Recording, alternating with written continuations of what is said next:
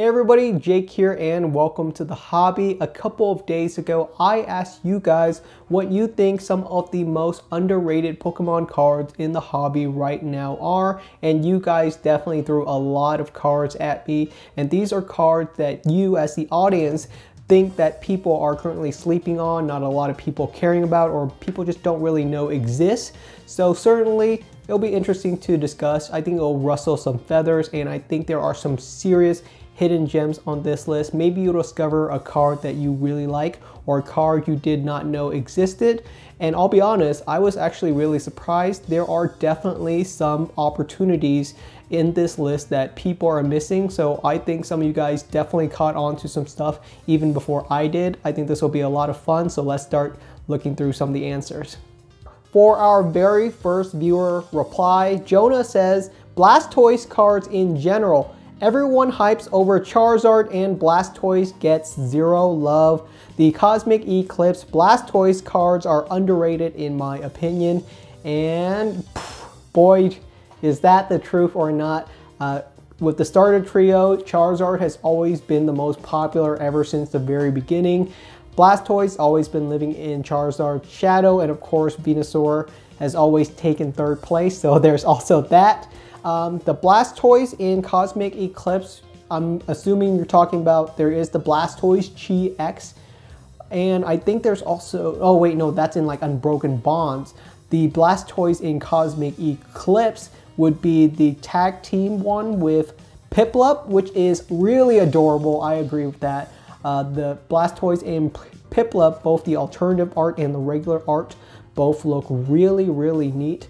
Hard to say how underrated those are. They're both really new cards. Even the secret rare version is pretty expensive. I think the secret rare is like $40 to $50.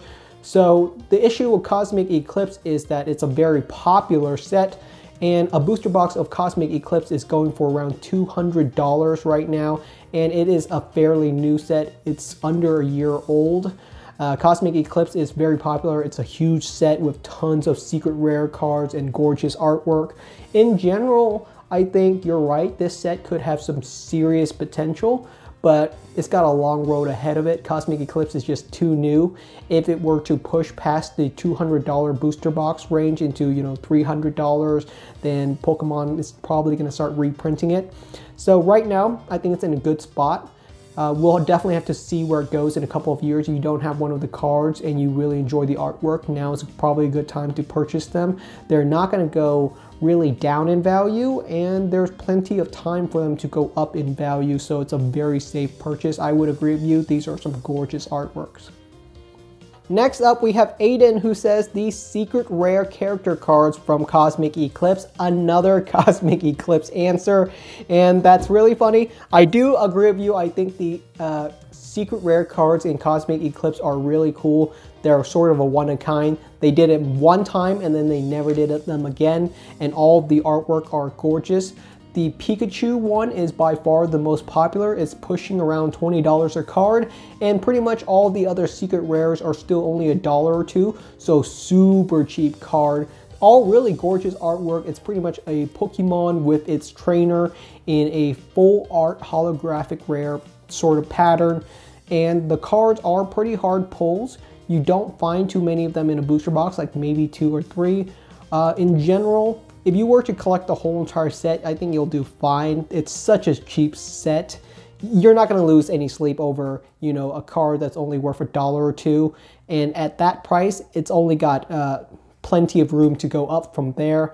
Even if it goes up $1, that's like, what, a 50% increase or 100% increase for a $1 card. So if you enjoy the artwork, it's a super safe set to collect. In general, I think, yeah, Cosmic Eclipse has plenty of room to grow in the future. Next up, we have Sam, who says the 2017 Shining Legends set, as well as the Shining cards from Neo series, are underrated. Wow, that is going to be a hard pill to swallow. I don't know anyone who thinks Neo series is underrated. I guess so, compared to something bigger like base set in some of the E series. I would say, yeah, I guess Neo is sort of underrated. In general, the shining Pokemons from the Neo series are doing really well. I think most of them, even an ungraded copy, is going for $200 to $300. And the big boy himself would be the shining Charizard. That card is super expensive right now. And this will probably rustle some feathers, or maybe you guys will approve of it. But in general, I'm not a huge fan of the shining Charizard. My big issue of it is that it's pretty much Charizard flying away from you. Most of the card is taken up by Charizard's butt. It's not a super appealing card to me. If you have the card, that's great for you. It's not one that I've ever desired to have inside of my own collection. But in general, I think the original shining Pokemons are in a really good spot. And of course, we have pretty much Shining Legends 2.0 from 2017. The Reckoning of Shining Pokemons. Those are really cool as well. You got a ton of cool Pokemons in the set. The two big ones would probably be the Shining Rayquaza as well as the Shining Mew. I did a little bit of research and we currently have 550 PSA 10 Shining Rayquaza and 800 PSA 10 Shining Mew. So a lot of people have been grading these cards and surprisingly, they're still super hot. Both of these Pokemon cards are going for around $200 to $300 for PSA 10, I think is the last time I checked. And that is a really good spot, considering that you can get an ungraded near mint copy of either for around $30 to $40. I think the Rayquaza is even cheaper. Actually, I think the Rayquaza might be a little bit underrated. It's only $20 for a really, really cool Pokemon card. Rayquaza is super popular. I think it could definitely push up a little bit higher, especially since Shining Legends is really safe from being reprinted. In general, I think even like the Elite Trainer box for Shining Legends is only like $90 to $100 right now, and that thing is chock full of value. So yeah, not a bad pick at all. Next up, we have Tony, who says the Munch Scream promo set is underrated. Tony, you're breaking me, man. The Munch Scream promo set, that set is pushing $4,000 for a PSA 10 set. So it's hard to say it's underrated. It is certainly a very niche set. It's very much a love it or hate it kind of set because the set is really breaking a lot of barriers. They barely look like Pokemon cards at the end of the day. They look more like little pieces of art, which I think is the point. Very unique, and some collectors absolutely love these cards. Of the whole entire set, the most expensive one is the Mimikyu, and that's mainly because the Mimikyu is by far the most rare. They did not give out many of the Mimikyus. The other cards are about equally as available, the Pikachu being the most expensive just because I think it's the most popular of the other four, but by far the most expensive is Mimikyu. I think this Dream promo card is actually the most expensive Mimikyu card out there, and if it is something that you're interested in and you're interested in Mimikyu, I would recommend you pick it up. If you consider it underrated, I wouldn't consider it really underrated because the set is so expensive, but it really only has room to grow. It's not really a set that's ever going to decline in value because there's just such a limited quantity of these, and this is not something that would ever be reprinted. This is super, super special promo set. So yeah, super cool. It is kind of Halloween spirit, so maybe something you would like to decorate or just have, but I don't know, Tony. I wouldn't call this set underrated. These cards are from 2018, so super new cards, I think. Maybe it was 2016, but in general, super new cards. They've been around for only a couple of years and they've already reached $4,000. Not something I really say underrated, but still a set that has only room to grow. It's not really a set that would decline, so if you don't have it, maybe it's something you'd like to pick up. Next up, we have Lucas, who says the Shining Holo. I know it's a promo for one of the Elite Trainer box, but I like the art style and it's pretty expensive. I checked and a copy is going for $177 for a PSA 10. And I did some research. It's actually closer to $240, $250 for a PSA 10 Shining Holo right now. Even on auction, they're still going for that much. I think it's just supply and demand.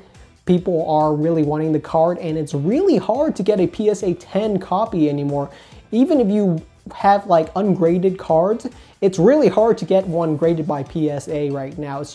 So there's just a real limited supply for graded Pokemon cards, and there's so many new collectors that want graded Pokemon cards that it's really tough because there's just so little supply of it with so much demand. And here's the interesting thing, and I think Lucas picked on a really good point.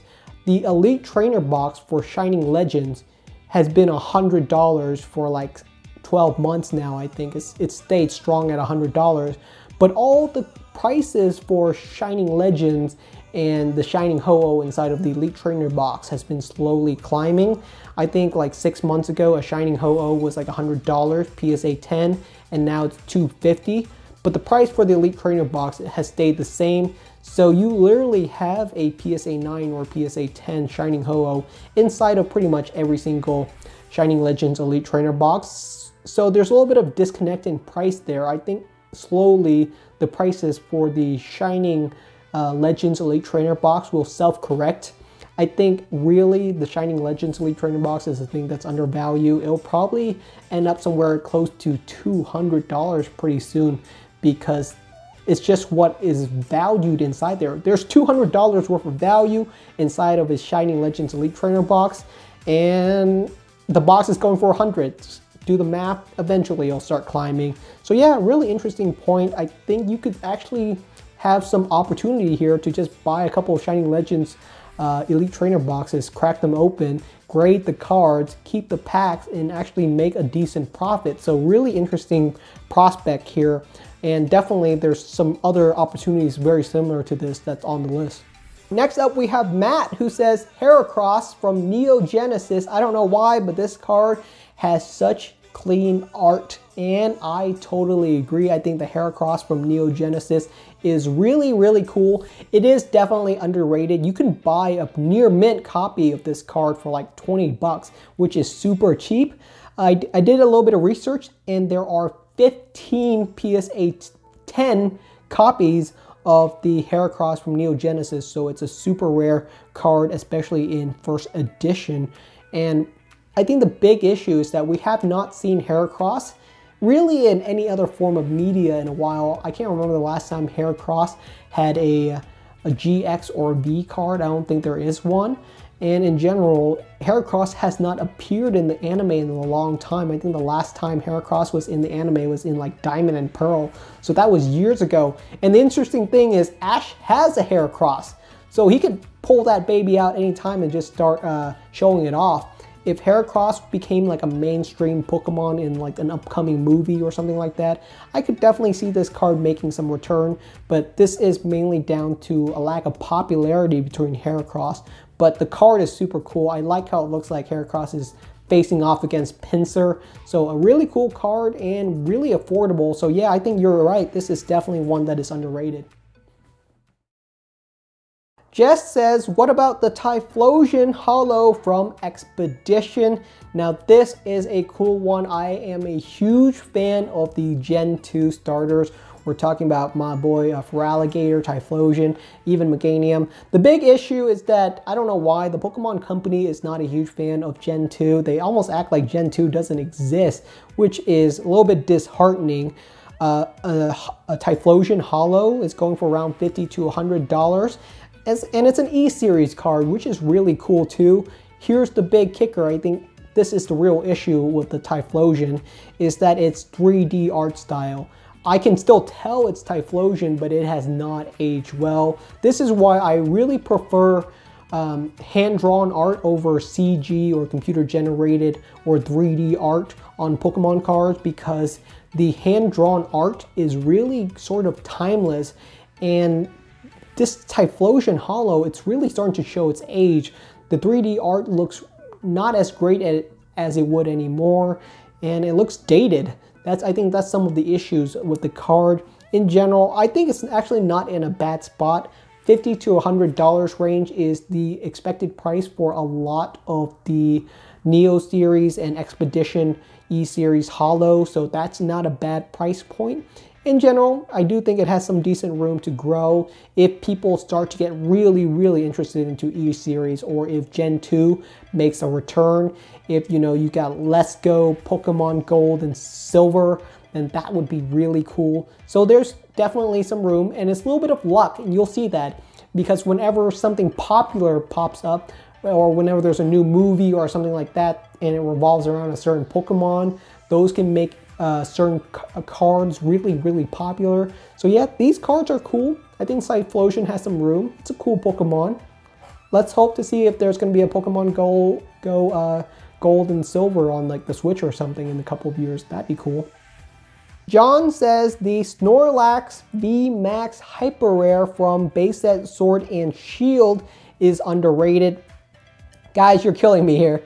I actually really like the Snorlax. I think the Snorlax and the Lapras are some of the coolest artwork, especially for VMAX Pokemon. Some of the VMAXs don't look that different from their original form, but the Snorlax and the Lapras are really, really well designed cards. I think they did a really good job. As a hyper rare card, the Snorlax Hyper Rare VMAX is selling for around 20 bucks. So it is a superly affordable secret rare hyper rare card. The issue is that it's too new, especially in base set Sword and Shield. Base set Sword and Shield is still very, very readily available. They really overprinted base set Sword and Shield. They just expected a lot more people to be purchasing the booster boxes than there really was. They even had to do that buy a Darkness Ablaze pack and get an extra pack of Sword and Shield. If you guys remember that promo, that was pretty cool in those little 2-pack special. But they were literally giving away Sword and Shield packs because there were just so many of them. In general, base set actually does pretty well. Base set X and Y, base set Sun and Moon in a couple years will probably do really well. People remember the base set of any new era. So base set Sword and Shield will probably do just fine long term. But right now, it's got a long climb. It's got a long climb, John. So I think Snorlax Hyper Rare VMAX is just fine at $20. That's an affordable price. And it'll probably stay that way for a couple of years at the very least. Jonah says the Generation set has some very nice artworks, especially for the Radiant Collection. I definitely agree. I think the Radiant Collection and Pokemon Generation is still a very underrated set. An Elite Trainer box of Pokemon Generations is going for around $250 to $300 right now. It is probably the most, if not one of the most expensive Elite Trainer boxes. I think it's like fighting with Hidden Fates for which one is the most expensive. And I think the Generations one is going to win out by far. It's a very cool design box. It has all the Pokemon starters making up a symbol that shows off 20, which is the 20th anniversary set. Pokemon Generations is the 20th anniversary set. And with the 25th anniversary set coming out in 4 or so months, I think the 20th anniversary set has a lot of room to grow. I think once the 25th anniversary set comes out, a lot of people are going to say, oh wow, I actually need to get the 20th anniversary set. And they're going to start picking up some Generations Elite Trainer boxes. I think the Generations Elite Trainer box going for around $200 to $250 is just super affordable right now. If you can pick one up at that price range, I think it has plenty of room to grow. I wouldn't be surprised if that Elite Trainer box went for $500 to $600 in a year or two. It's just the way that's going to go with so few copies of it around, and it is not something that's ever going to be reprinted. And there are some really cool cards in the Generation sets. I totally agree. There is plenty of amazing ones. I think there's 32 cards in the Radiant Collection. The Radiant Collection, if you didn't know, is a subset in Generations, kind of like Shiny Vault.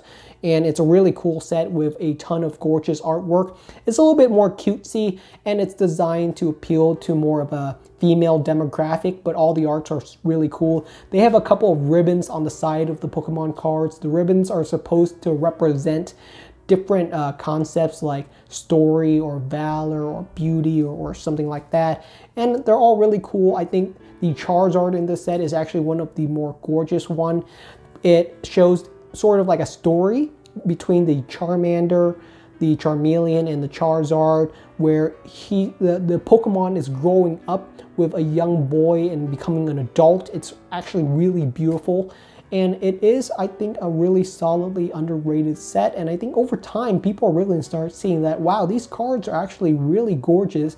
And this set is actually super rare. It's really hard to find Generations right now. I haven't seen Generations on any store shelves in forever. So it's definitely a highly sought after set for myself. I'm going to try to see if I can find some more boxes before things start to really climb for this set. But yeah, I think once the 25th anniversary comes around, Generation is going to really pop off.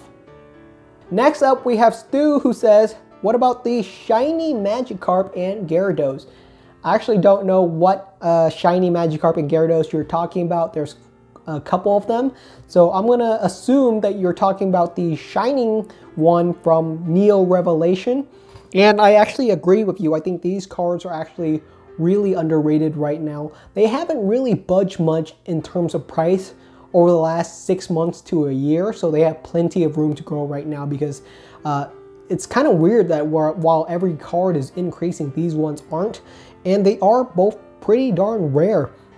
A shining Magikarp in good condition will probably go for around $100 right now, and the Gyarados is going for around $200 to $300. As far as shiny Pokemon go, I think the shiny Magikarp and Gyarados are some of the more vibrant one. Really gorgeous looking art. I think there's a couple of them on auction right now through PWCC. If you're watching this later, then it's already happened. But it'll be interesting to see where those prices land for those auctions for PSA cards. I think they'll go over $1,000, which is really cool. I think these cards definitely deserve that. And if they don't, then I would say that they are highly underrated. If you can buy a nice near mint copy for under $200 ungraded, and a graded copy is worth over $1,000, then there's just so much room for profit if you can just get one graded. So yeah, really cool card, really gorgeous cards, and in general I do think they are a little bit underrated, so not a bad pickup at all.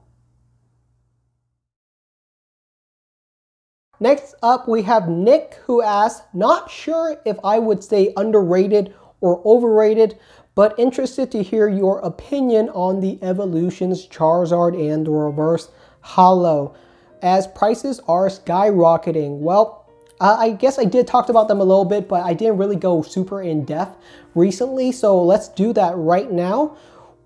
The prices for these Charizards are definitely skyrocketing, but so is every single other Charizard, you know. The original unlimited base set Charizard is going for around $2,000 in near mint condition right now. Base set 2 is going for around $500 right now. And Evolutions is going for around $150. So it all works out. That's right where I would say it's supposed to be. I mean, if you can't afford a $2,000 base set unlimited Charizard, you're going to go for base set 2. And if you can't afford that, you're going to go to Evolutions. It's substitute goods. And if you can't afford one, you're going to go to the next best one that you can afford, and that's going to be Evolutions. It's not a terrible spot, and I think it might actually be a little bit cheaper than you expect, because a mint PSA 10 Evolutions Charizard is going for, what is it, $5,000, $6,000, something ridiculous right now. And that is to be expected, because the PSA 10 copy of the Evolutions Charizard is really hard to find. They're so hard. It's really, really rare. And that really comes down to the fact that it's such a hard card to grade. There are a lot of misprinting and miscuts in the Evolution set.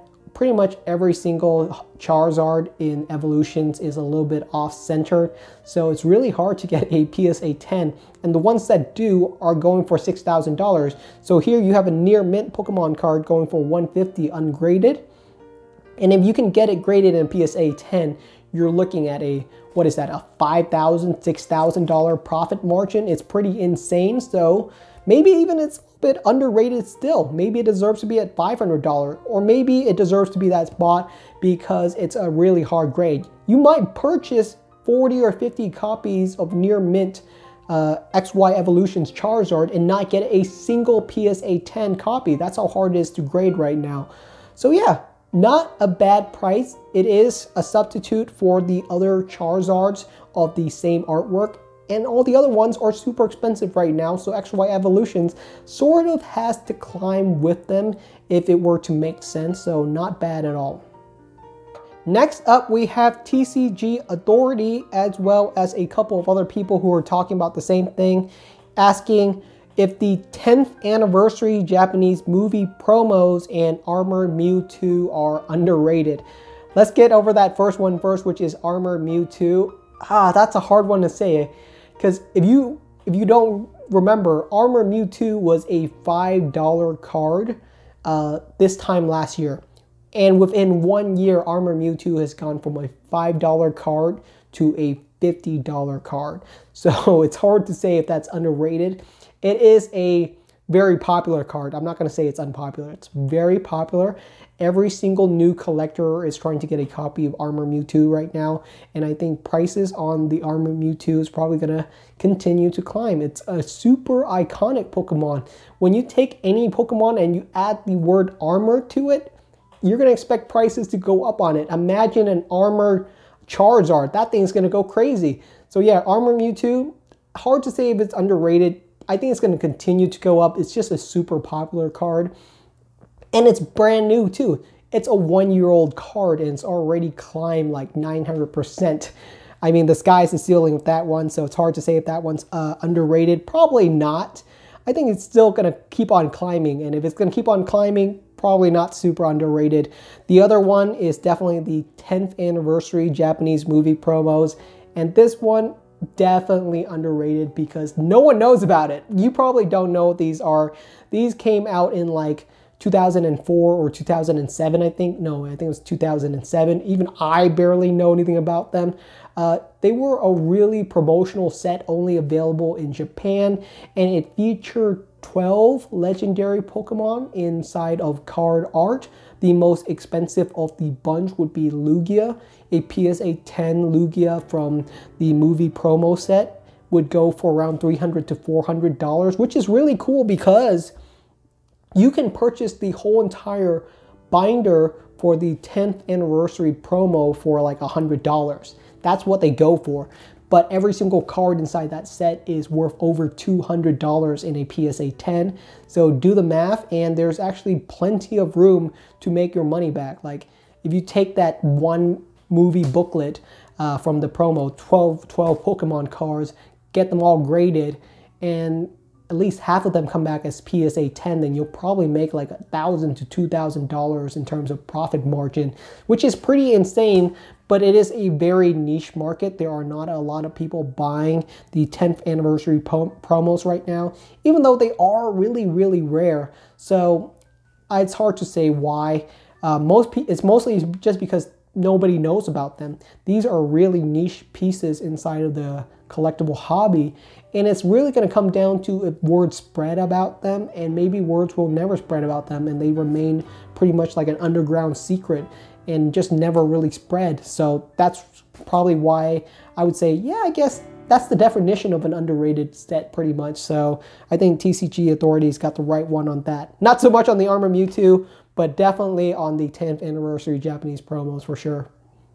Next up, we have Smile, who says the Heart Gold, Soul Silver legendary cards for sure. I think you're talking about the legendary Ho-Oh and the or the legend cards, like Legends Ho-Oh and Legends Lugia.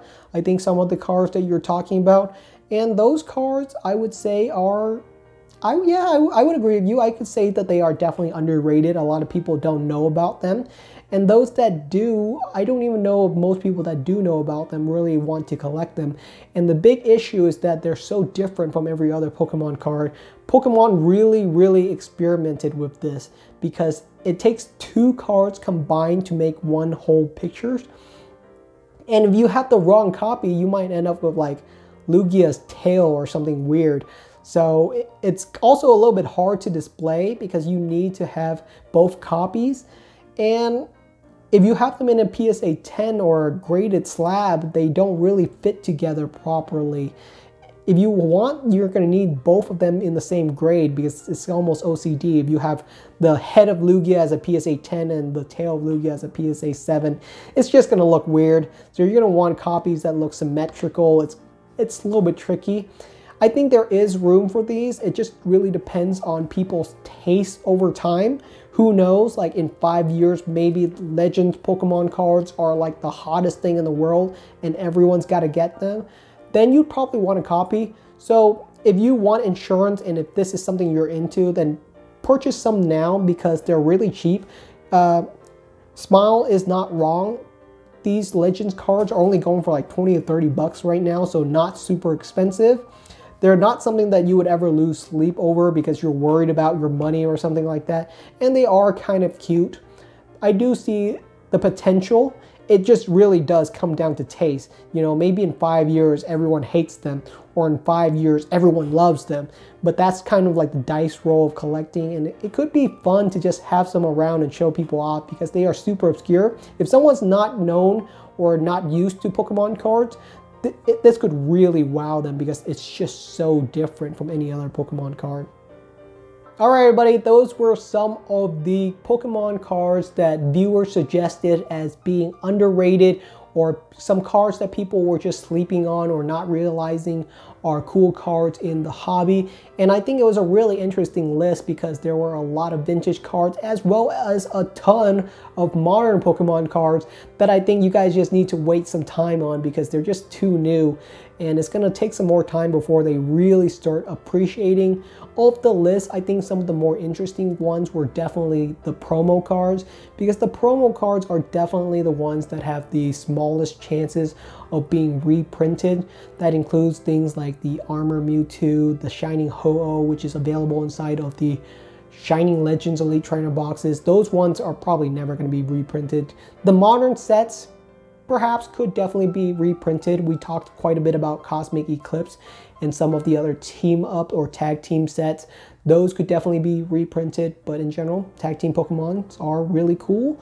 And in general, I think this was a lot of fun. I enjoy seeing what you guys thought about the hobby, and I think it was really funny to see some of the comments that were definitely Pokemon cards that I would say were not underrated at all, but were interesting to hear from you guys. There were a lot of Charizards on the list, actually. People were commenting, do you think this Charizard is underrated? Do you think that Charizard is underrated?